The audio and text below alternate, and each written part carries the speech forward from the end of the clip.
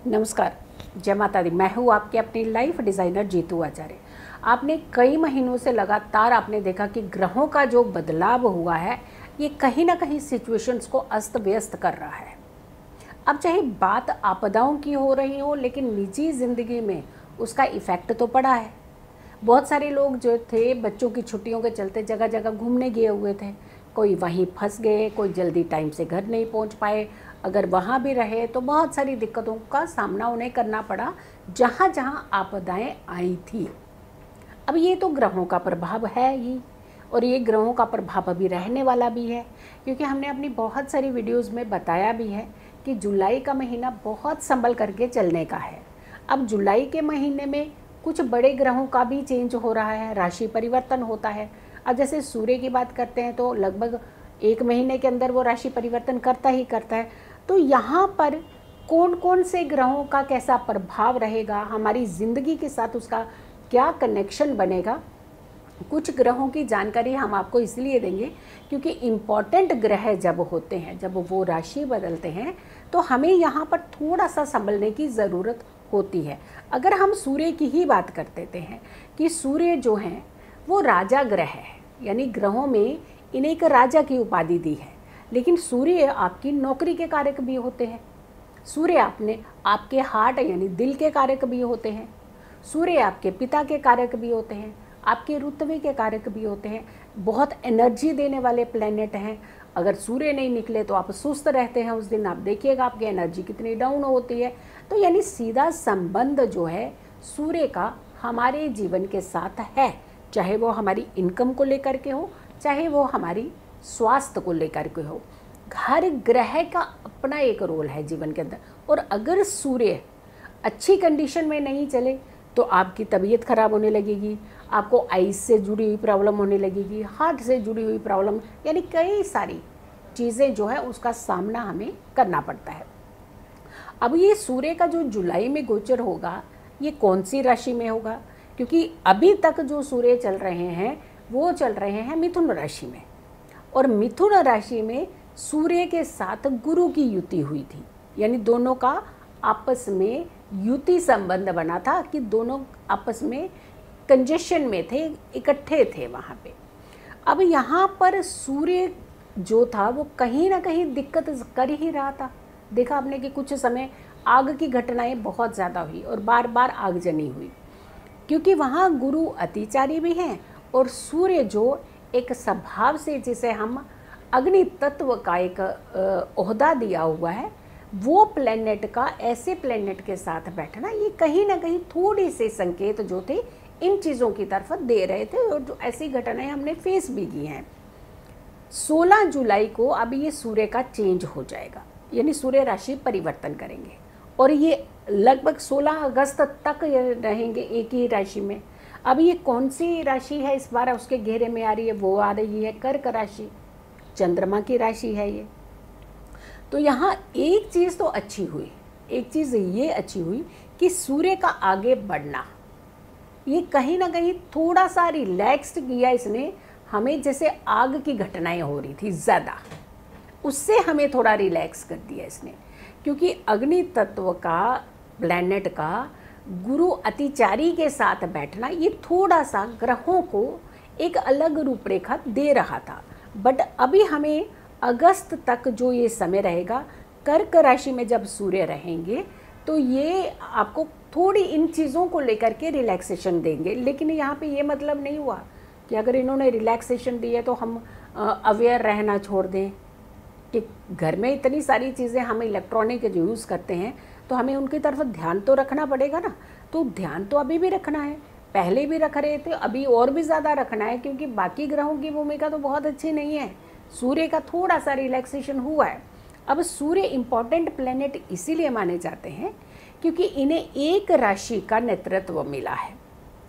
जैसे कुछ ग्रहों को 2 राशियाँ मिलती हैं, सूर्य को एक ही राशि, राजा है ना, तो एक सिंगल ही कहते हैं ना सर्वोपरि होता है। तो ये पंचम भाव की राशि भी है। अब ये जो पंचम भाव के जो ये लक्ष्मी स्थान होते हैं ना, ये बड़े इम्पोर्टेंट स्थान होते हैं। अब पंचम भाव एक तरफ अगर स्टूडेंट्स की हायर एजुकेशन है तो वहीं कंपटीशन भी है, तो यानी कंपटीशन का भी इसके अंदर प्रभाव आएगा। अब एजुकेशन भी आई, कंपटीशन भी आई, फ्रेंड सर्कल भी आया आपका, और वही जो बहुत सारे लोग हैं जो शेयर मार्केट कर रहे थे उनके स्वामी भी माने जाते हैं। तो यहाँ कुल मिलाकर के जो संबंध बन रहा है, अगर हम अब ये, क्योंकि पंचम के ये स्वामी हैं और ये मिथुन राशि में चल रहे थे और अपने से एकादश हो गए थे, वहाँ से उस राशि से एकादश थे, अब ये अपने से द्वादश होंगे। यानी ऐसा नहीं है कि अभी आपको बस संभल जाना, पूरा एकदम से रिलैक्स हो जाना है। यहाँ पे अब सिचुएशंस हमारी थोड़ा डिफरेंट कर देंगी कि अभी तक हम आगजनी की घटनाओं को फेस ज़्यादा कर रहे थे, अब हमें बीमारियों की घटनाओं को फेस करना पड़ेगा।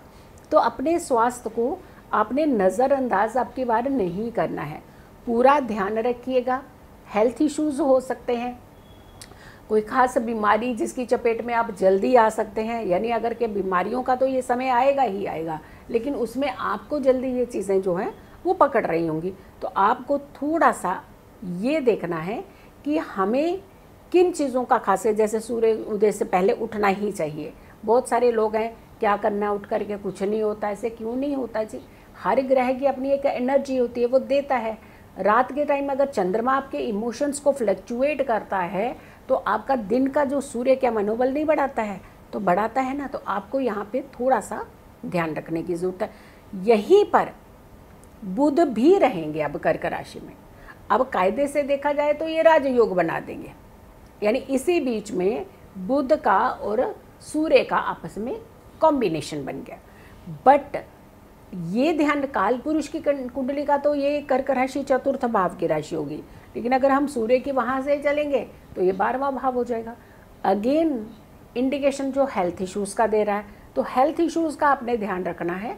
और छोटे मोटे तनाव तो देखिए ज़िंदगी में हर किसी के साथ जुड़े हुए हैं, कोई ऐसा नहीं है जो अछूता नहीं है तनाव से, लेकिन हमें थोड़ा सा बीच का एक रास्ता ज़रूर निकालना होता है जहां हम अपनी सिचुएशन को, अपनी चीज़ों को संभाल सकते हो। अब सबसे बड़ी बात एक चीज़ और कि जैसे हम बुध की बात कर रहे हैं, सूर्य की बात कर रहे हैं, और वहीं और भी ग्रहों की कंजक्शन कई बार बनती है, बट इस समय जुलाई के महीने में ऐसी सिचुएशंस क्रिएट ज़्यादा नहीं हो रही है। ये बस यही प्रभाव है जो हमें हेल्थ को इंडिकेट कर रहा है, और ख़ास करके माता के स्वास्थ्य का ध्यान रखने की ज़रूरत पड़ती है, क्योंकि 4th हाउस मदर हाउस का माना जाता है। तो पेरेंट्स, बुज़ुर्गों की खास करके ध्यान रखने की ज़रूरत पड़ेगी। अब हमें ये गोचर से क्या रिलीफ कैसे मिल सकता है?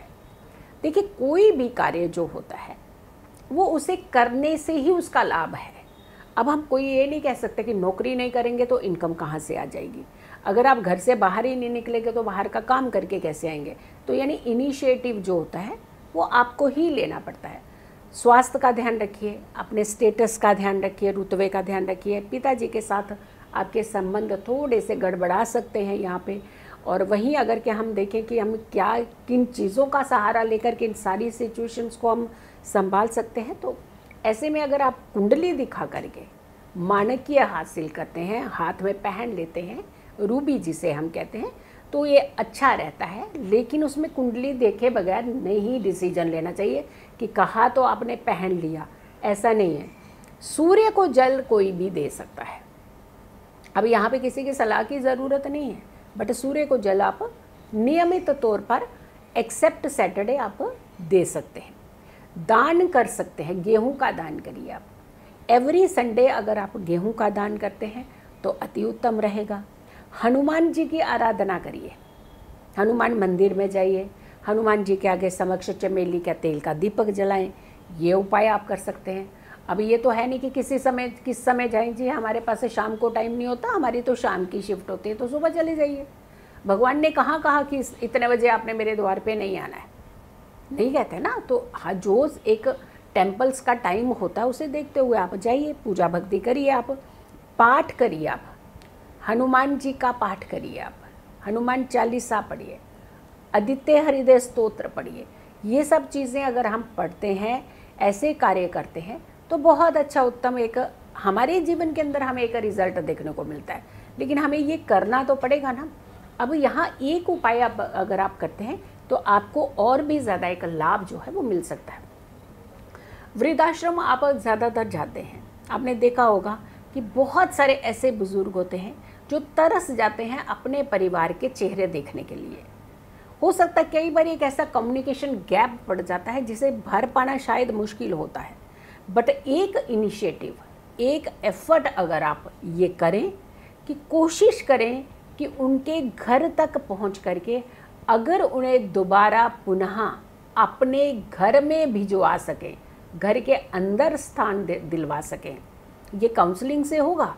ये तो ऐसे नहीं होगा, क्योंकि ग्रह पिता के कारक हैं सूर्य। जब से पिता बाहर हैं तब से घर अस्त व्यस्त होगा उनका, लेकिन वो एक ना कहना कट ना जाए कि हम लेने नहीं जाएंगे, मनाने नहीं जाएंगे।